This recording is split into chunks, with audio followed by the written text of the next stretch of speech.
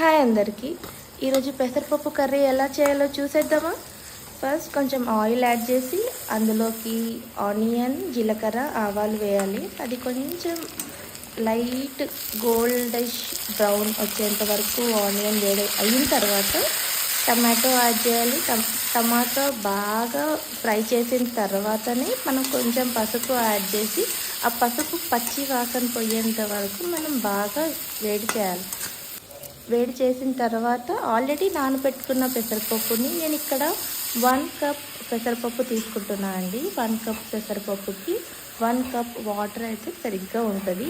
మనం ఇంకా కొంచెం వాటరీగా తినాలనుకుంటే 1.5 కప్ 2 కప్స్ దాకా కూడా మనం యాడ్ చేసుకోవచ్చు. అది మనం తినాలనుకున్న వేని బట్టి మనం వాటర్ అనేది యాడ్ చేసుకోవాలి.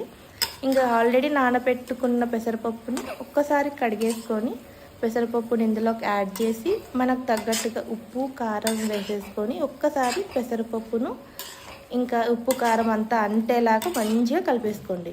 జస్ట్ ఒక 1 మినిట్ అలా కలుపుకొని ఇంకా మూత పెట్టేసుకోండి. మూత పెట్టుకొని నేనైతే ఇక్కడ లో ఫ్లేమ్ మీద ఉడికిస్తున్నా. ఇక్కడ 1 కప్ వాటర్ అనేది యాడ్ చేసిన తర్వాత ఇంకా మూత పెట్టుకొని ఒక 2 మినిట్స్ అంతే, జస్ట్ 2 మినిట్స్. అలా తర్వాత చూస్తే చూడండి ఎంత బాగా ఉడుకుతుందో ఆ పొగలు. అసలు చూస్తుంటే నాకు ఇప్పుడు కూడా తినాలని ఉంది.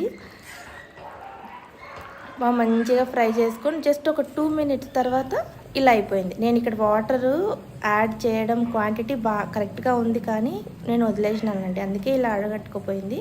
మీరైతే అలా చేయకండి. ఒక లైక్ చేసి వెళ్ళొచ్చు కదా. బాయ్.